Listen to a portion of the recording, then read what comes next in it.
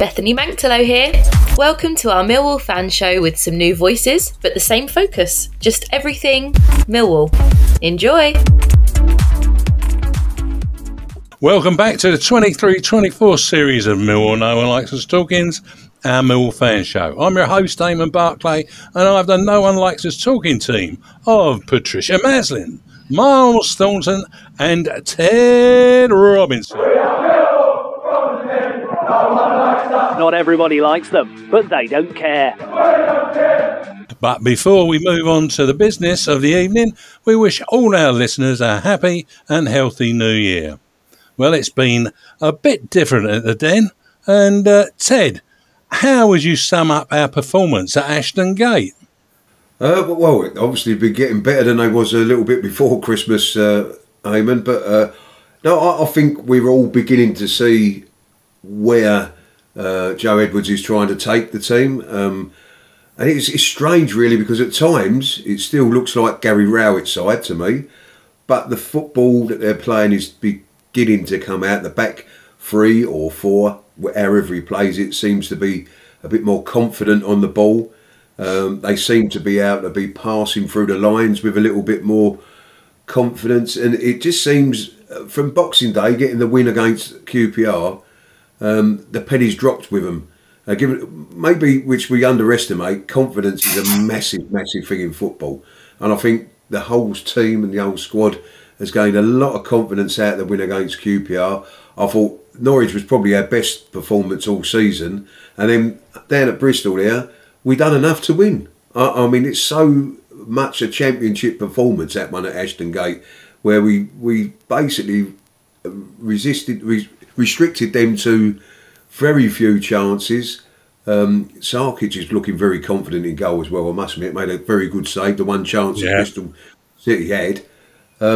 But we are looking that much more dangerous going forward.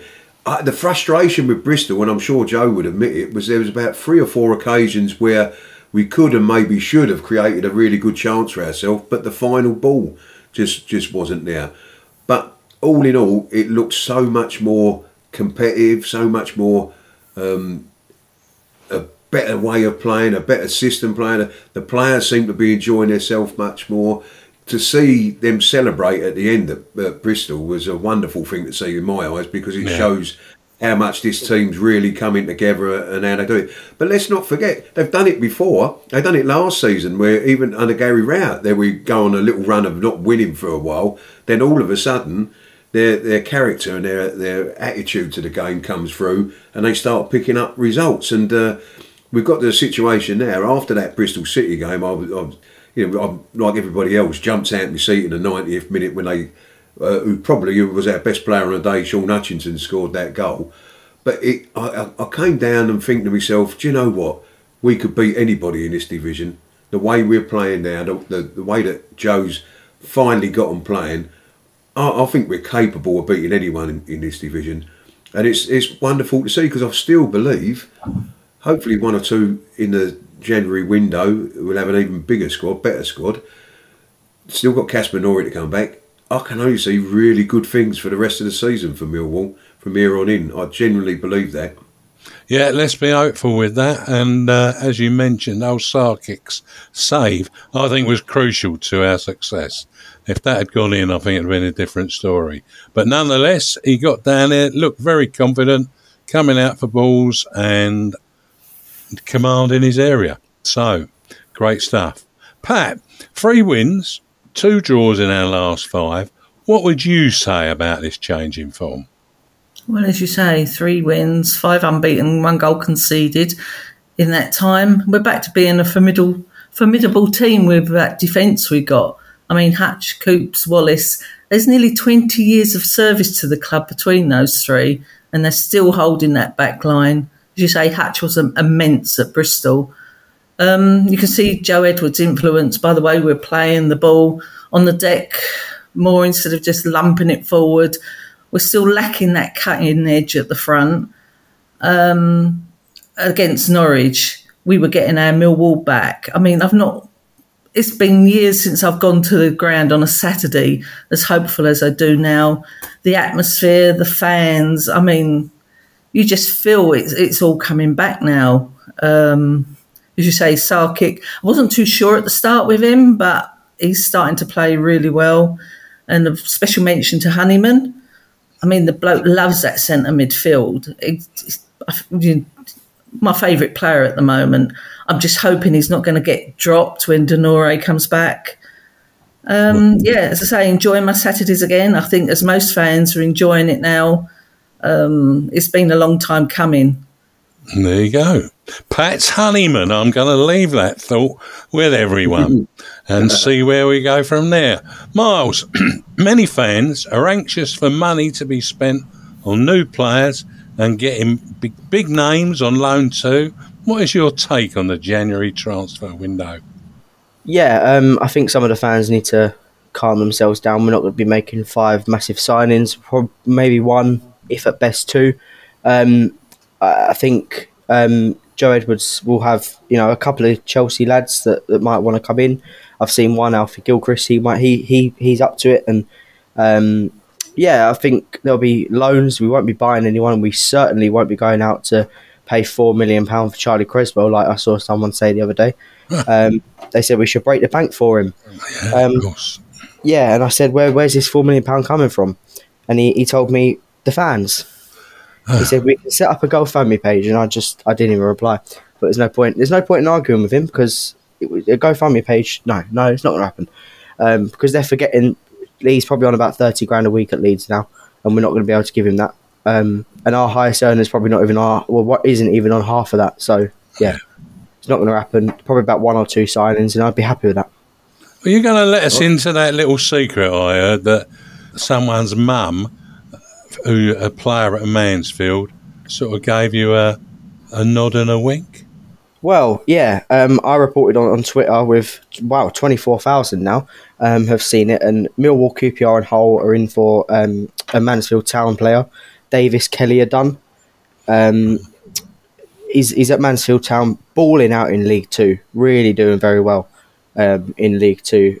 I'm just getting his stats up as we speak. He's scored 14 goals and 5 assists in 24 games this season. So he's doing very well in League 2, and we're interested in him, but I'm not sure how concrete that is. But yeah. Allegedly is always a good word. That's what I think. Good player. Good player. Yeah. And also the other guy you mentioned, I've seen a bit of him, Adam Gilchrist. Very good player. Very good young player who's just started, made 1 or 2 little appearances in the Chelsea team, and he has got Millwall written all over him. Yeah, he's the captain of the under one side. Yeah, he's a very aggressive. You can see that he came on the other day, made a tackle and shouting and screaming at some of the more illustrious players in the Chelsea team. I think he would be an excellent loan signing. Is that Alfie Gilchrist? Alfie Gilchrist, yeah. Yeah. But aren't they valuing him at 4 million? No, Charlie Creswell. No, but also Alfie Gilchrist. They'd probably value him at a lot more, but it'll be a loan deal for him, I reckon. I think Alfie Gilchrist has got a big future and will probably be at Chelsea. The only thing with Chelsea, as we all know, they have a lot of very good youngsters that they farm out all over the place and never really give them a chance at Chelsea. So, someone like him who's coming to that age, I would imagine a move to Millwall would suit him down to the ground, hopefully. And I think it would be vice versa and all. We would suit him down to the ground. Yeah. We're also interested in Todd Kane as well, who's obviously ex-QPR. He was at Chelsea as well, and I believe he was at Chelsea until 2019. So I believe he would have worked with Joe Edwards when he was there. So that could be a possibility as well. He's out of contracts at the moment, and he was playing with that Gibraltar Manchester side, wasn't Manchester 62, is it? Yeah. Someone like that, yeah. He's at a free agent now. Yeah, strange one, that one. You'll have to wait and see. It's all in a pot. There's more alleged joining us than we can talk about, and only time will tell. Anyway, we'll take a break there and listen to a message from our sponsor, G&M Motors. Hi, this is Jess Tuffield from G&M Motors. Operating from a modern and purpose-built facility in Milton Road, Gravesend, G&M Motors offers a complete range of new Honda cars and services. As well as new Hondas, we have an extensive range of used cars, including ex-Motability cars from a variety of manufacturers. Specialising in new Honda cars, G&M Motors has been retailing quality new and used vehicles to the people of Kent and South East London for over 4 decades. We have been a Honda dealership since 1972 and are the country's longest serving supplier of this renowned marque. Conveniently sited just 2 miles from the A2, 10 miles from the M25 and Dartford Crossing, visitors to our showroom are assured a warm welcome from our experienced and friendly staff. Our facilities include an on-site workshop capable of providing full vehicle servicing and repairs, as well as an extensive parts department offering genuine Honda parts and accessories. The expertise of our skilled mechanics is not limited to just Hondas, but extends to most makes and models of motor vehicles. Whatever your motoring needs, visit us at G&M Motors today. The newly extended hours of our G&M headquarters means that you can contact us from 8 a.m. till 6 p.m. on weekdays and 9 a.m. till 6 p.m. on Saturdays. To contact us, call us today on 01474 365 026. Thank you, Jess. Debbie Julian's here. Don't forget to call Jess on 01474 365 026. G&M Motors have been dear friends of the Julians family for over 4 decades now. From my dad Lenny to me, Debbie, Lions together. I'm our Eamonn Barclay, and I'm back with no one likes a sorting team of Patricia Maslin, Myles Thornton and Ted Robinson. Check out G&M Motors Gravesend site. Not just new and quality used Hondas, but much more, including quality disability motors too. Just like I say, we heard from Debbie there, and we wish her well. I know she's been unwell right across the festive period and before. Get well soon, Debbie. Our first guest is famed for his engagement in quizzes, drinking Bovril, following Millwall home and away, being somewhat unruly at Carrow Road in the past. Is the envy of Myles Thornton. Well, no, it wasn't Myles Thornton. It was Jeff Burnage, due to having shared space with Rachel Riley. And beyond that, he shares, and Ted, and he shares his personal experiences very kindly about epilepsy to raise awareness and understanding of the condition. What a star. It's that man from the BBC and Millwall matchday commentator, Karl Bates. Happy New Year, Karl. Happy New Year to you too, Eamon, and everybody else that is with you. I think it's Pat, Myles and Ted tonight. So, good evening to you all. Cool, you must be reading crystal balls. That's all I can say. Even though there's a screen in front of me. But, yeah. Of course, crystal balls. Of course, yes. These days, due to the benevolence of Ted Robinson, we've got the upper grade clean feed system, which allows everybody to see who's there. So that's wonderful. We'll thank. Should we play that ad, Ted? We could, couldn't we? Please. We'll plug that in. Karl, before I let you off to the panel, many fans have been surprised to hear Dan Walker.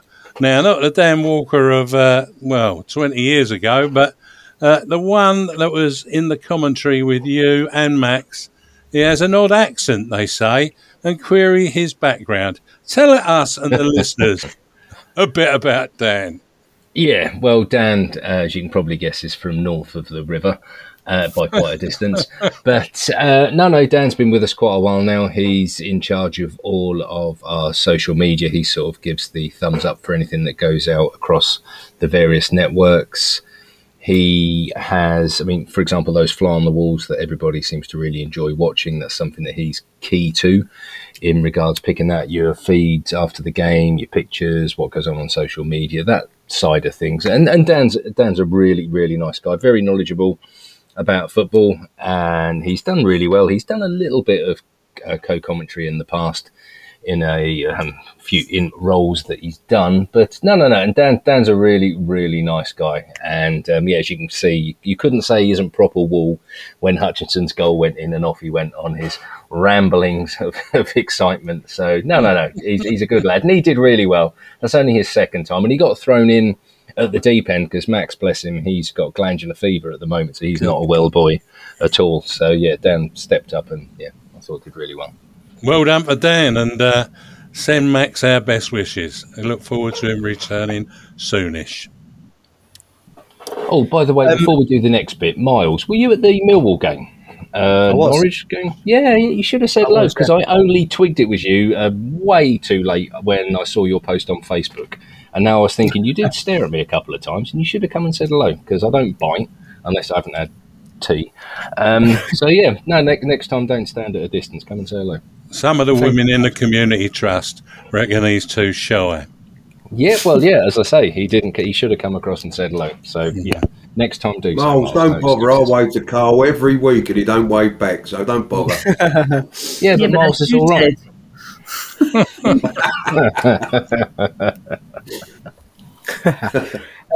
Karl, it must have been a challenge in the recent past to give upbeat reports on the Lions. How would you sum your feelings from the departure of Gary Rowett to the arrival of Joe Edwards? Well, I think in regards Gary, I mean, people, his football was a little bit Marmite. Some people thought that it was, shall we say, served a purpose. It was very effective. We can't deny that. Yes, the football wasn't hardly watching sort of Klopp or Guardiola's teams, but it got Millwall results. At the end of the day, 45 minutes from the playoffs is an incredible achievement, irrespective of what you feel about the style of football that we played under Gary. I think after the disappointment of Blackburn, it was always going to be a huge task for him for the next season to get up to those levels again, as it proved. But since Joe's come in, I don't think we can really say enough about how well he's done. 2 months ago, he took over, less than 2 months ago. And if you look at the style of football that we're playing at the moment, the way that we're defending, I mean, I think it's 4 clean sheets on the run. We only conceded, apart from the Leicester game, since the Leicester game, we've only conceded penalties. Other than that, we haven't conceded anything. So, and we look so much stronger.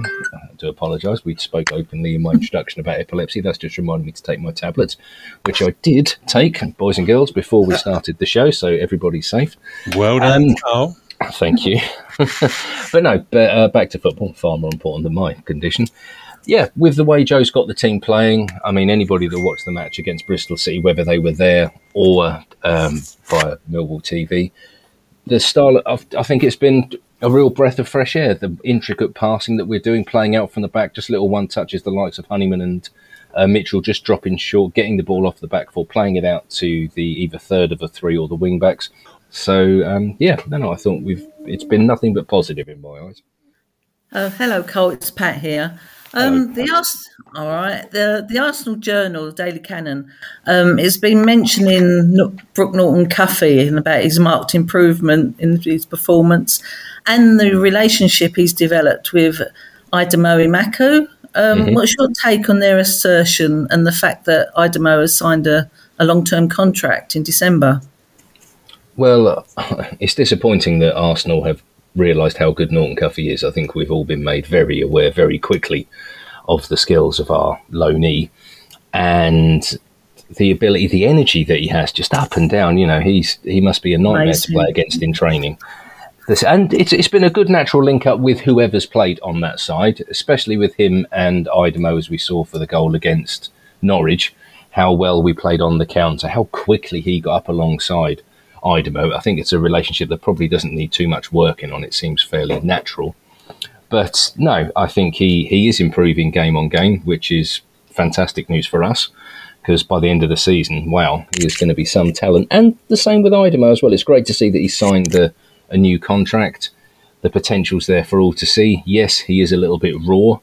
Sometimes, he doesn't make the best choices, but he still has that X factor. He has that fear factor, and you can see defenders are naturally worried about him because they're not entirely sure what he's going to do. And any unknown talent like him at his age, with the, I suppose, raw ability that he has, is going to be a defender's nightmare, whether that be if Joe starts him or 25 minutes to go and he's coming on against you. So, no, really, really pleased with both of them. Evening, Karl, it's Ted here. Hello, sir.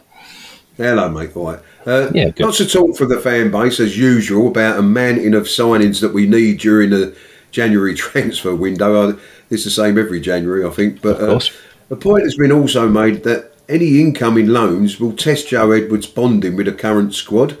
Do we need to add to the squad, or can the current squad produce the points, you think? Funny you say about the rumours to do with transfers, etc., etc. We were coming back from Bristol City and we stopped at Reading Services. There was a few Millwall fans in there and they recognised us. And the first things wasn't, oh, what a great result. Oh, what about this? It was like, you lot work in the media. Who are we signing? What's the rumours? Who are we trying to get? Who are we getting this? Just straight away. No one even vaguely said hello to you. It was like, oh, what's going on? What's going on? You can tell. Yeah, because that's how we do our transfer business. We just let Millwall fans know in service stations what's going on. So, yeah, unsurprisingly, they were disappointed they didn't get many answers. To be fair, I don't know them. And if I did, I wouldn't tell you. But no, I don't know them. I'm not that important. No, to do with transfers, I would have said a while back that we maybe needed to make a couple. But you look at the way the team's improved, everybody has improved. There's some places think, oh, should they be in the starting 11? Shouldn't they be? But now, you know, it's not a case of should they be. It's the competition is that hard. It's quality in numbers. You're looking at the players that are coming on. When Duncan Watmore's coming on as a sub, or Longman, or, for example, Nisbet, Emaku. At the back, you can change Joe Bryan and Muzzer. You can change Hutch with Wes Harding. You can change Danny Mack at the back instead of Norton-Coffey towards the end of a game. You know, they haven't let anybody down. They're all improving under Joe. I don't think anybody's gone a step backwards. And so, and it's always tough in January, especially for Millwall, a new side under Joe, where he's new in the transfer market. People are probably going to put a few extra pennies on the end of their normal fees because they'll think Millwall are looking to invest. And I think in regard to team spirit, it said it all that George Saville was at the Bristol City game. You know, he travelled down with the team. He could easily have sat at home, sat that one out. But no, he was there at the game, cheering the boys on, and I think that says it all about team spirit. They've got some dodgy music in the dressing room. Must be probably as good as the Lionesses. You want to go and listen to that lot in the dressing room? Good. What are you doing in their dressing room? It wasn't the best, but there again, I'm sure if they heard my music, they'd probably argue a very good case the other way. But no, I think overall, yeah, we're in a far better place than I thought we would be. And I don't think signings are integral. I'm sure if the right person comes along, we'll be interested, but I don't think there's any desperate need to. Well, I remember saying, Karl, at the start of the season, I thought our squad was stronger than last season's. But of course, I think up until now, we've had a lot of injuries here and there. Do you think, I definitely think it's played a massive part in the improvement that's come on as well, because you've got a strong bench there and people are looking over their shoulder for their starting positions. Well, definitely. I mean, as we just mentioned a moment ago, the way that the team has improved when people come in, like, for example, Saville suspended 3 games, Billy Mitchell comes in, has a wonderful game. You know, it wasn't a loss swapping players in midfield. Saville, yes, had been getting the nod above Billy, but now Billy's got the shirt. If Billy's playing to that standards for the next 2 games, there's a very good chance that Saville's going to be on the bench and have to try and work his way back in. The same with Hutchinson. Look how well Hutch played at the weekend. I thought he was absolutely outstanding. I couldn't have said any higher praise on air because every single time that ball come anywhere near Conway, Hutch was straight away on him, bullying him, winning the ball back and laying it off, and we were on the attack again. And then he gets his reward with the goal at the end. So at the minute, Wes Harding, who would have thought 3 weeks ago Wes Harding could be looking at some time on the bench? Because at the moment, that back 3, they aren't conceding goals. They're looking very good. And that's a credit to Joe and the way he's got this team working, that he's got everybody up a level and competition's hard. You can't now, under Joe Edwards, say, right, this is going to be the 11 that's going to go out. Under Gary, to a large extent, you could. But under Joe, he could make 4 or 5 changes and you couldn't argue with him. And also, we will have Mr. Casper, our friendly ghost, coming back fairly soon as well. And what an addition to the team that will be. Yeah. I did mention about those back 3s earlier and was saying between them there's nearly 20 years of service to the club. Mm-hmm. I mean, it's something, isn't it? It certainly is. Yeah, well, that's a credit to everybody behind the scenes, isn't it? I mean, Joe's came in, but you look at everybody else, there's some people there, have earned their stripes behind the scenes. And contrary to what people think, Millwall is a family. Millwall is a close-knit unit. It is almost us against them. The minute you're in, so to speak, you don't want to go anywhere else. As we've seen with the likes of Hutchinson, Coops, etc., they've been here a very long time and they don't seem remotely fussed about going anywhere else. I'm sure there's times in their career where people came in for them. There may even be times now, but they seem very happy to be in SE16 and long may it last. Absolutely. Karl, I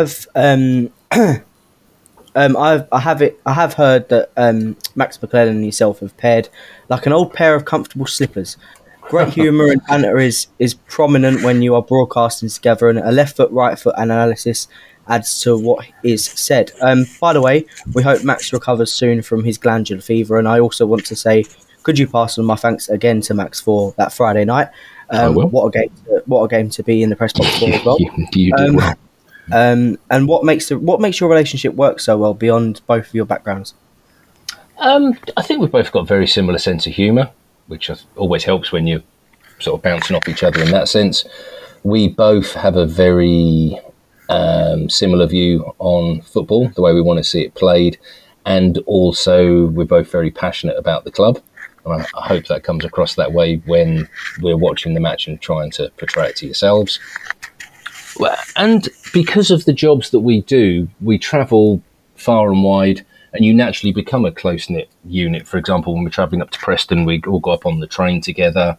We'll be in cars going to, for example, Bristol, Sunderland, Middlesbrough. You know, you spend a lot of time with each other, so you naturally become close and bond anyway, because you'll spend hours and hours together, if it's in cars or before games. You know, we're at games 2-3 hours before the actual kickoff, so we'll be mulling around to an extent. I mean, we'll get the commentary kit set up. Max will go and look around the area, make sure he knows where everything is for Joe after the match. We'll speak to the players, bit of team news. So, without trying to sound too cliched, and I know we always talk about Millwall family, but the media team, we're our own little family in a way. So we all naturally look out for each other. And when we're commentating, it's just an extension of what we've been doing during the day, the weeks, the months. And so it's just, I suppose it's just a natural thing that it works, and thankfully everybody else agrees, because we enjoy doing it. It's a wonderful job that I'm very, very grateful to have, and we just enjoy doing it, and it seems to work. I've seen them on a night out before a Coventry. That'll explain their relationship. Don't worry about that. Told you about this. Thankfully this is radio and not video. Yeah, that's a podcast, right. not show and tell. So, yeah. Right, Karl, we're halfway through the season now. So your chalk and cheese moments of it, what were your best moments, what game and what performances was left wanting? Through the season, I think the most disappointing game would probably be Norwich away, in the fact that Norwich won that half asleep. They didn't see that. I think was the sort of, not white flag, I think that's disrespectful. I think it was the time that everybody knew Gary's race was run. That team talk, that whatever he's been saying for the last few seasons, I've heard it enough times, it just wasn't hitting home. The team had done everything they possibly could under him. They'd give it everything they'd got, and there was just nothing left in the well to go back to. And so that was disappointing. I felt it was a bit harsh on Gary as well. I 100%, do not get me wrong, I 100% understand why the fans were singing about the style of football that Gary plays. But I just felt a little bit sorry for him, because I get to speak to him a lot behind the scenes. You know, he's a good guy, and he did get us very, very close to the playoffs for the Premier League. And it didn't need to end that way, if that makes sense, but I understand why it did. So I'd say that was a low point. For a high point, I think it's a tough one. I'd say the Sheffield Wednesday game, not because, I mean, it was a very easy win. Sheffield Wednesday were very poor that day. I mean, they've improved a lot since. But it was lovely for a new manager to win that well. But I'd probably say the Norwich home game, just because the atmosphere was back, the bite was back. You know, the crowd were into it. The players were feeding off the crowd. The crowd were feeding off the players. It was a hostile atmosphere. I was very lucky. My son come to that game. He was in the Cold Blow Lane end, and he got his shirt signed by the players. And he had his little Millwall tracksuit top on, but all the players signed it. He got his picture took with them all. So putting all of that together, plus the performance, a deserved win, The only tarnish would have been Sab's red card. But yeah, I'd say they're the two. Norwich away, a low point; at home, the high one. Karl, there's still a long way to go this season, but if you were to gaze into those crystal balls of yours, where do you see us finishing this season, and what other factors will come into play for us to maintain our championship status, which I do not think is in doubt, by the way. But where do you think we've finished this year? I think we're fine in regards relegation. I don't think that is going to be an issue. Please don't play this at a later date if we do end up in League One. But no, I don't think it is an issue. I think we're playing very good football. I think we have more than enough in our ranks to avoid relegation. I think we should be looking at a top half finish. You can never tell with the Championship in regards you put a half-tidy run together and perfect example, Boxing Day with 3 points above the drop. QPR beat us and then we're level on points with the relegation zone.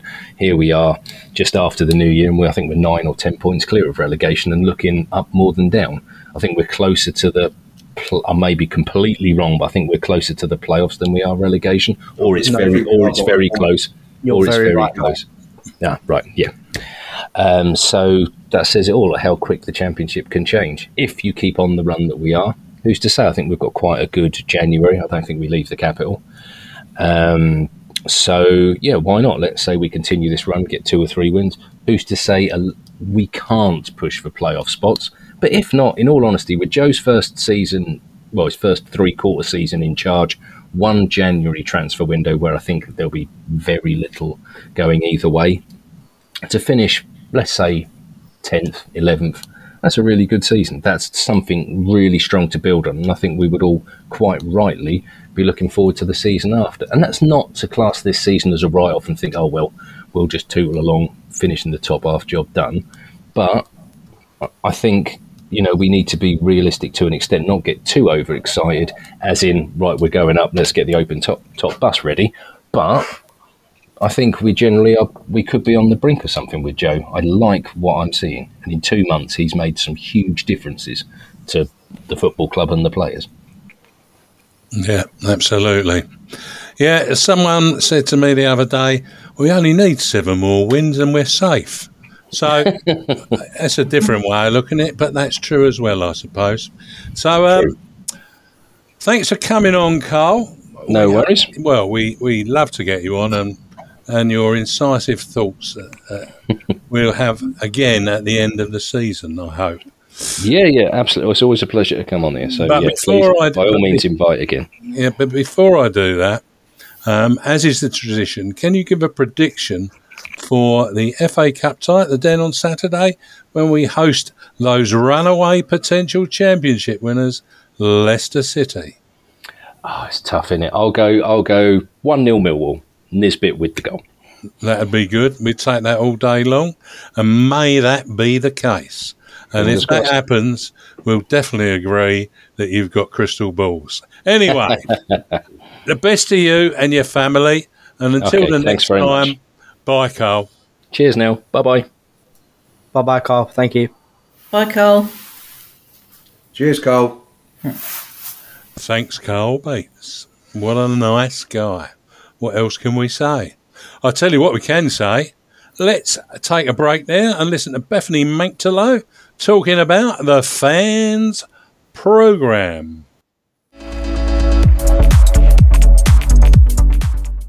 Hi, Bethany here. Want a matchday programme? You'll find them with sellers outside the ground by the gates at Zampa Road, Stockholm Road and Senegal Road. They cost £1 and the sellers ask if you can have the right money, as change will be difficult.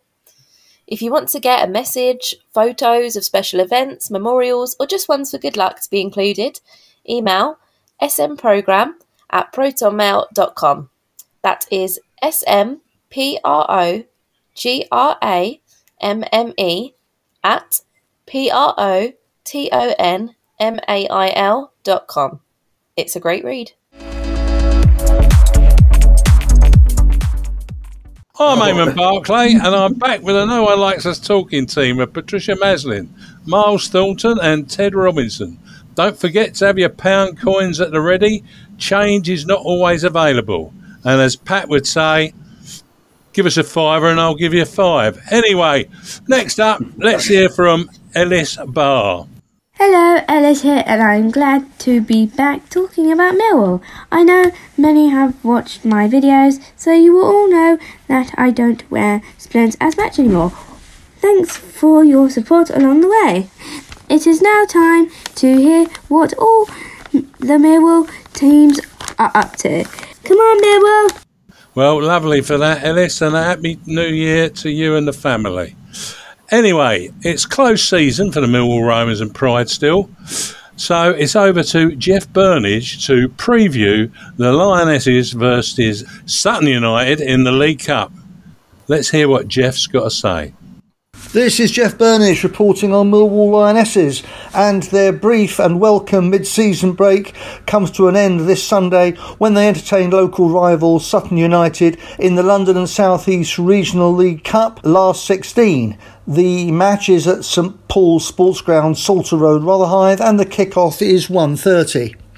Managers Alex Russell and Adam Rowland will still be without skipper Grace Seeley and defender Millie Connell, and of course Liv McGregor, all due to injuries, and there is now a doubt about young defender Hope Welsh.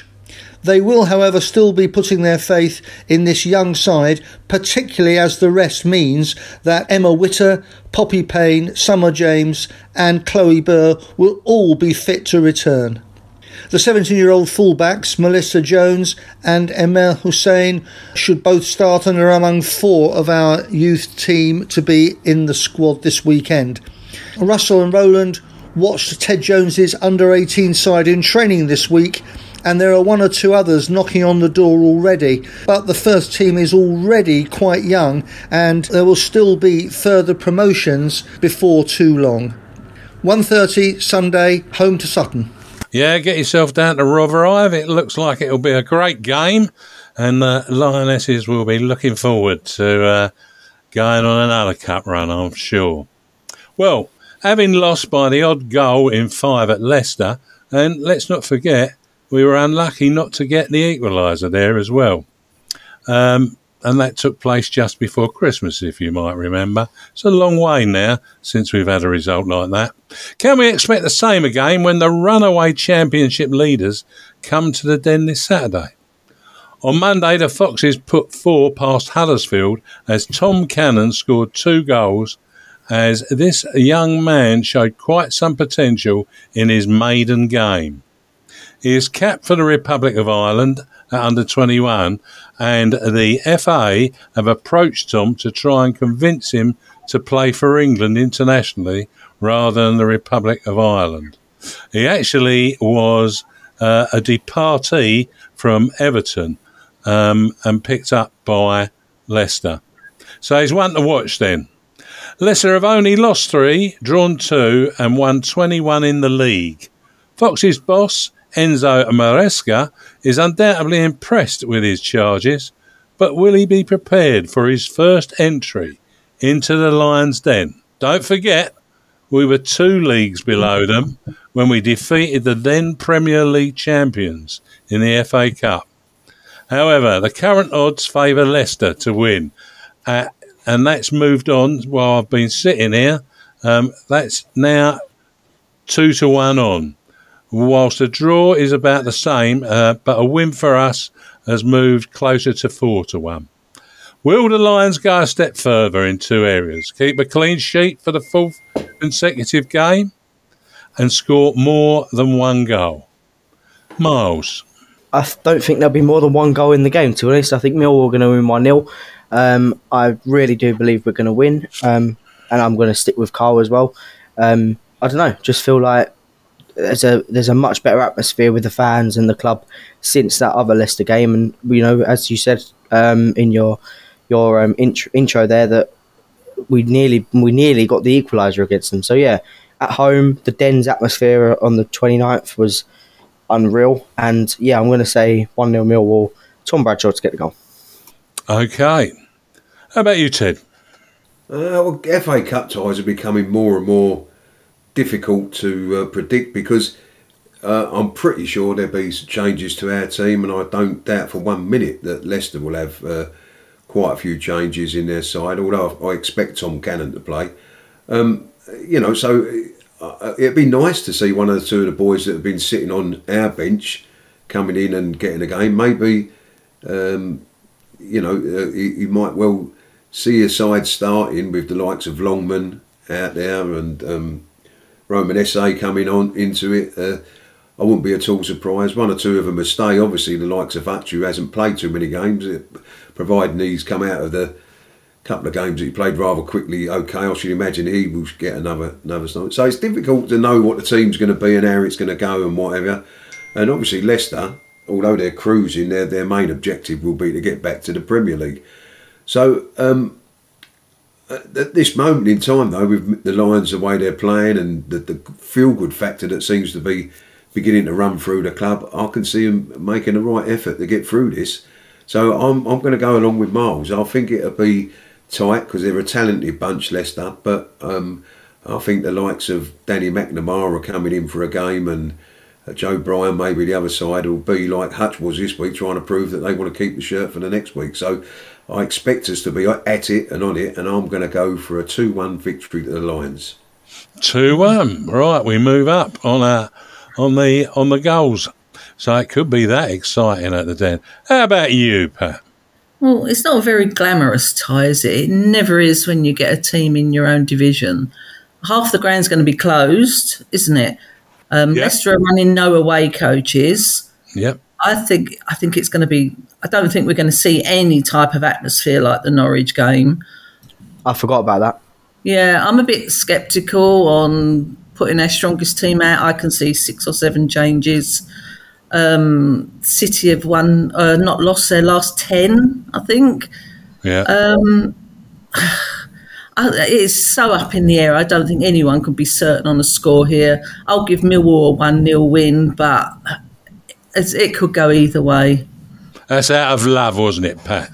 Love of the Lions. Yeah. Oh, yeah, I understand. I'll say one thing. If we're up to 4-1 at home to win, that's not a bad bet in a 2-horse race. Yeah, it ain't, that's for sure.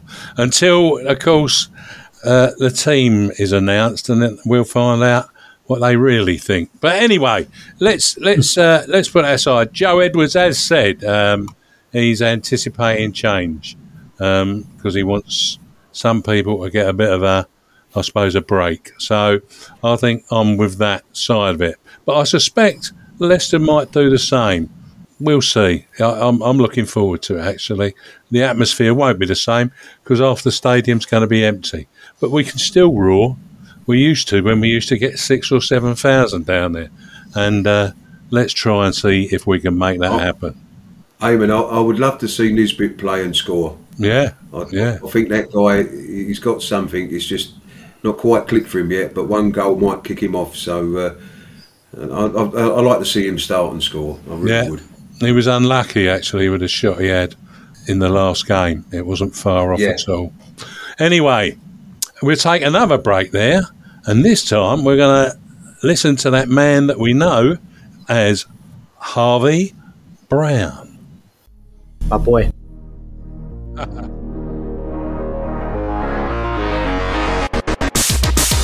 Hi, Harvey Brown here. I am proud of the Lions Food Hub, which is jointly owned by Kelly and Ellen Webster, and they have been supporting families within our community for over 2 years on Millwall match days. If you would like to donate to them, they have a matchday donation hub at the SE16 bar at Colblow Lane, end of the ground, where they accept any food or money and toiletry donations. If you can help, any donations will be received with thanks.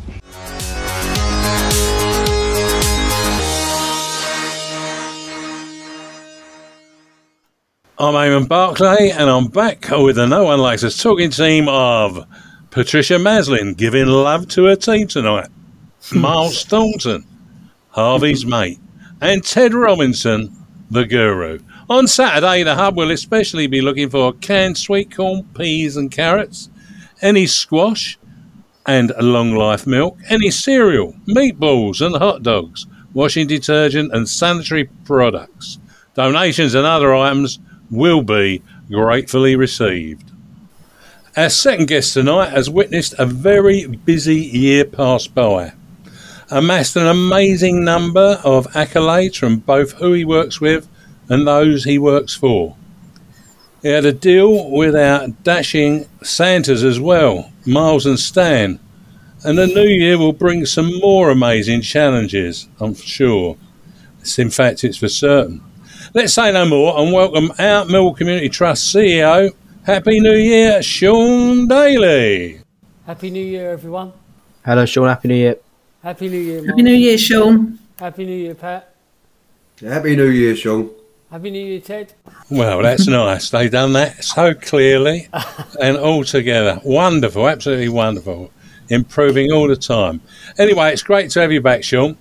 How was the Christmas period through till, well, now, really, for you and the team? Always a busy time, Christmas. We're still working on it as well now at the moment. We're doing the holiday camps for the children. Yeah. So we've still that'll run through till Friday, the last day.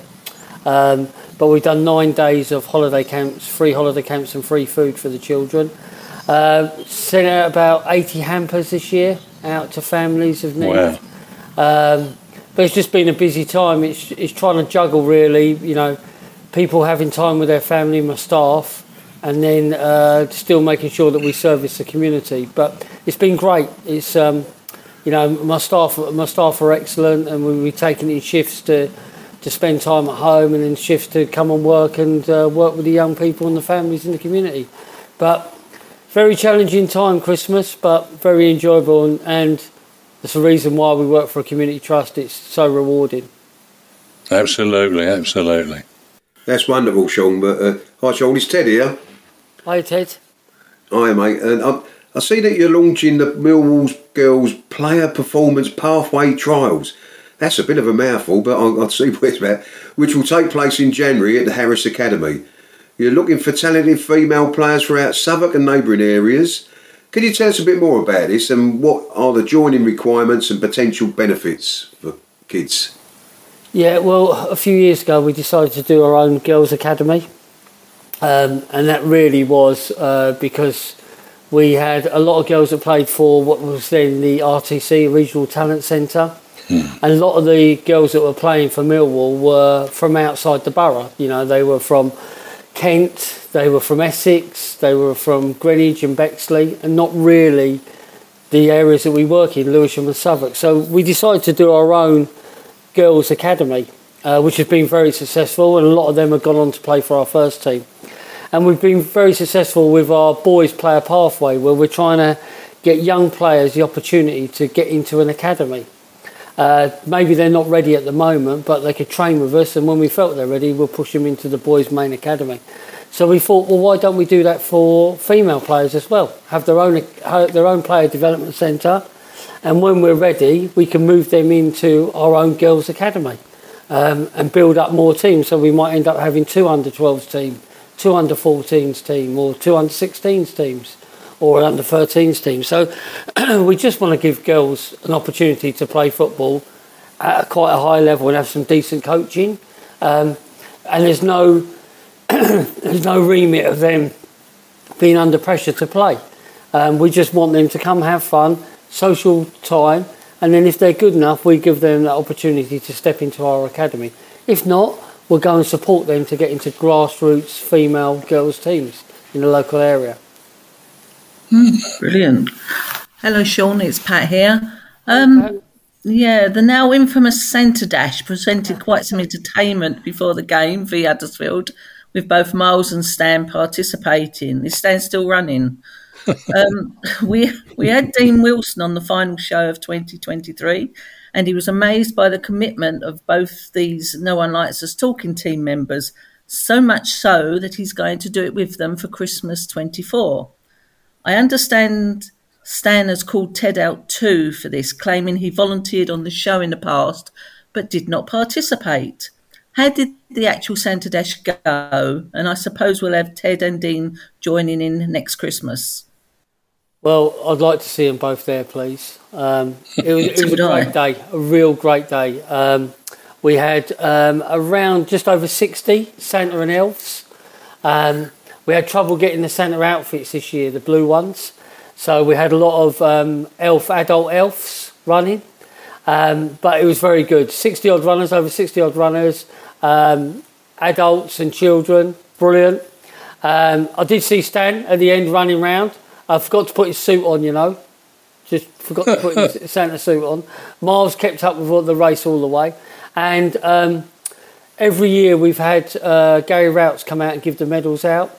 So Joe stepped up this year and said he would give out the medals. So it was great when they got to the finish line. Joe Edwards was there to give them all their medals.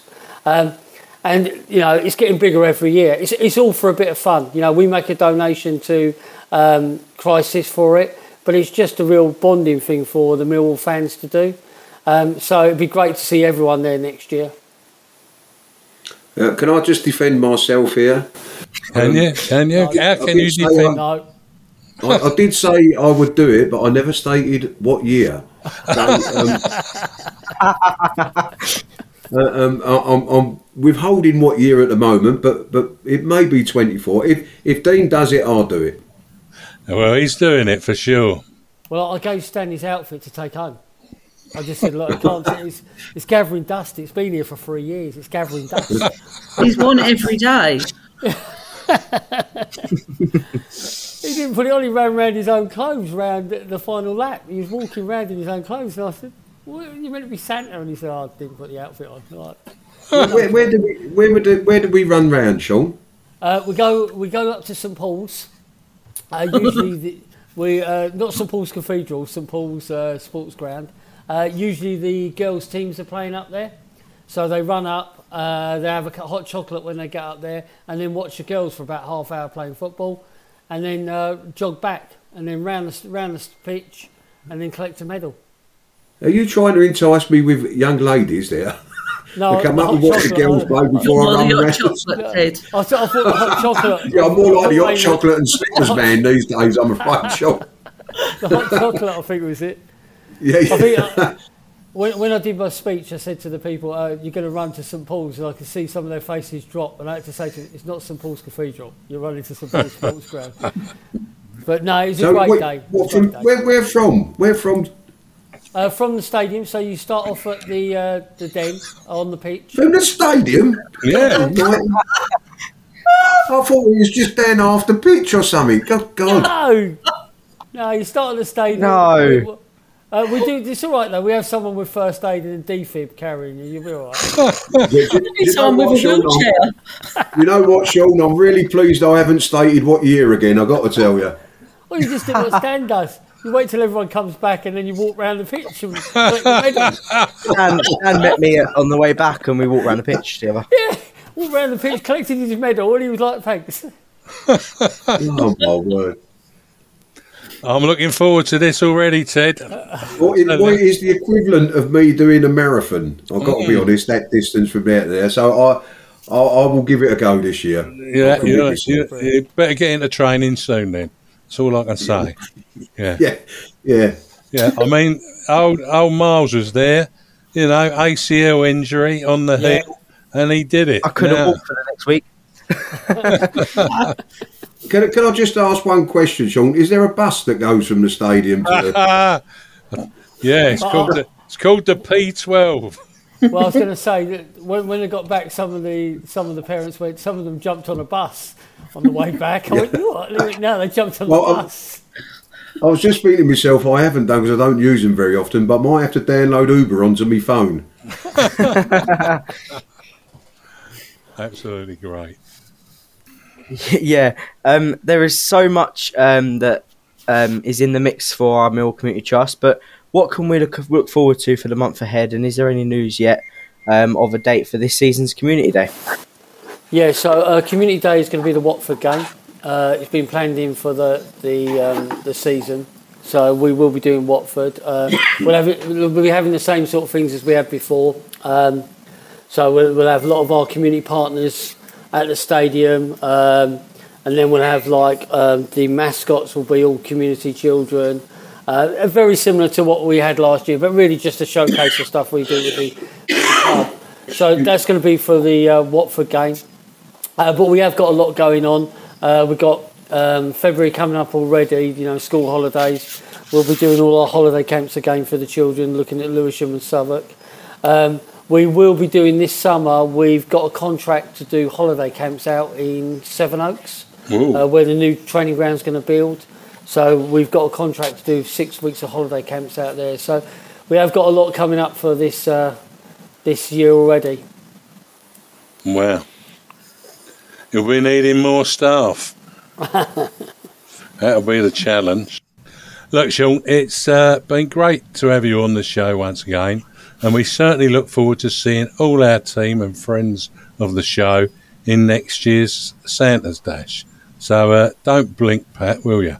All what our Millwall Community Trust, or as Stan calls, the Millwall Crown Jewels, and what they do is a fantastic commitment to the local communities, which is clearly deserved of the praise that comes your way. Until next time, all the best to you, the MCT team, and of course your family. But before I just get rid of you there, I forgot to ask you, when Saturday comes, can we do what we done when Leicester City visited us when they were Premiership champions, and we faced them in the FA Cup at the Den this Saturday? I'm hoping we'll win 1-0.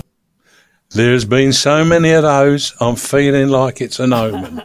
And seeing as Karl Bates told us he was going to look through his crystal balls, that makes me even feel more sure that that's likely to happen. So there you go. Anyway, all the best to you, the MCT team, and your family. We'll have you on again in next month's edition of our Millwall Fan Show. Cheers, Sean. Thank you very much. Happy New Year, everyone. Thank you. Bye-bye. Thanks, Sean. Happy New Year, mate. Happy New Year, Sean. Yeah, Happy New Year, Sean. And Happy New Year, Sean. What a lovely bloke. There we go. Well, not so much of an Happy New Year for Ted now. I've got to tell you, I've got to get the training. Well, I mean, it's something to look forward to. That's the way I look at it. See, I'm coughing already at the thought of it. You've got that. You've got that. You're one of those people on the 100-day cough, I would assume. Like I'm waiting to see you in Lycra.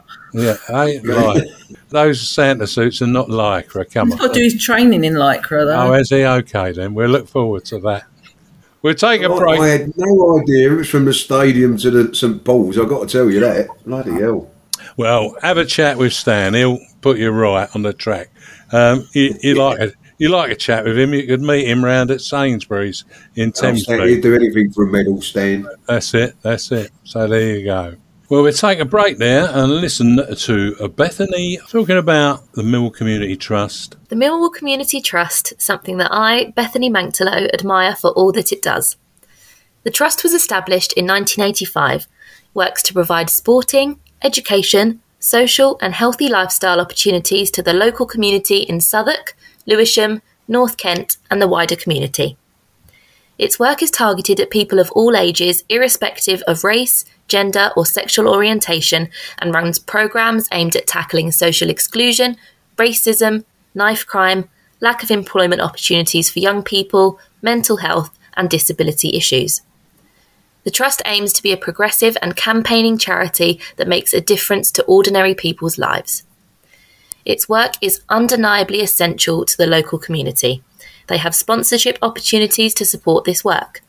Email commercial@millwallcommunity.org.uk. I'll say that again. That is email commercial@millwallcommunity.org.uk. Please help if you can. I'm Eamonn Barclay and I'm back with the No One Likes Us Talking team of Patricia Maslin, Myles Thornton and Ted Robinson.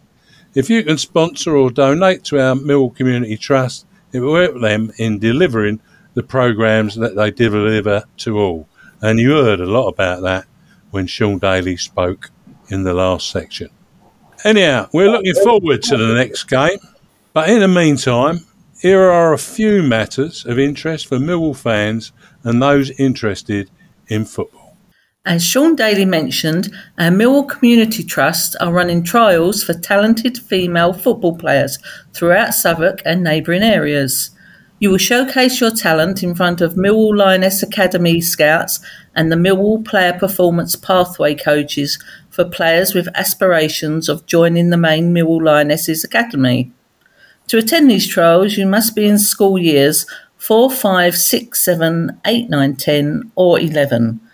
Both trials will be held at the Harris Academy, 55 Southwark Park Road, SE16, and both will run from 4:30 to 5:30 p.m. on the 12th and 19th of January 2024. The 12th of January will be for girls in school years 4 to 7, and the 19th of January will be for school years 8 to 11.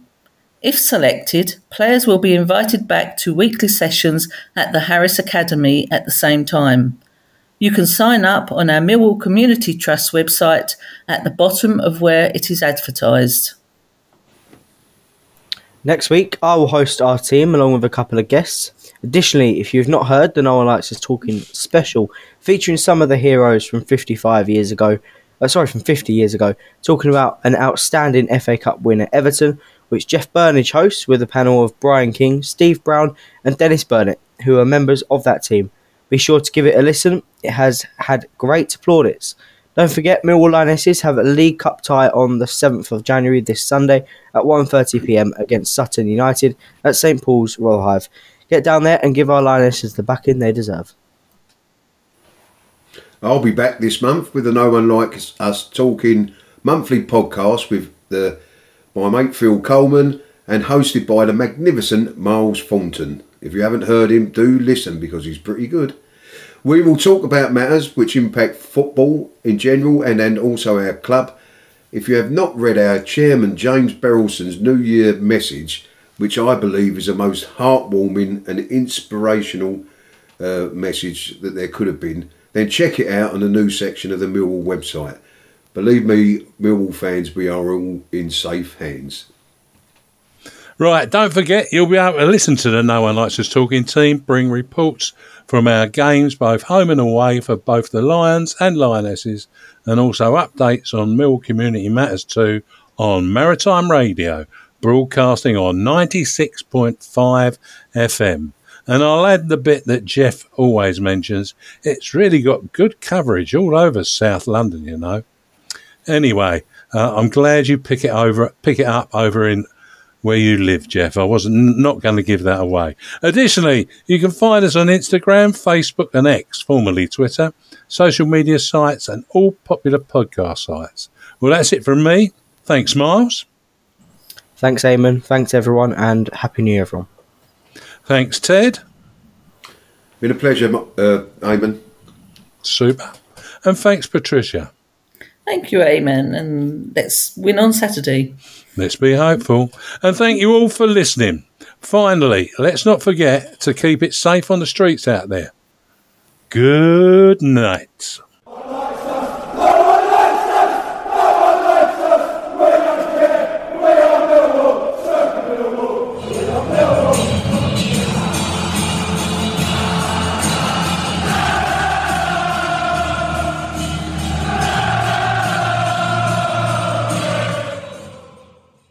Our Millwall Fan Show is sponsored by G&M Motors of Gravesend, Honda dealers and much more. Thank you.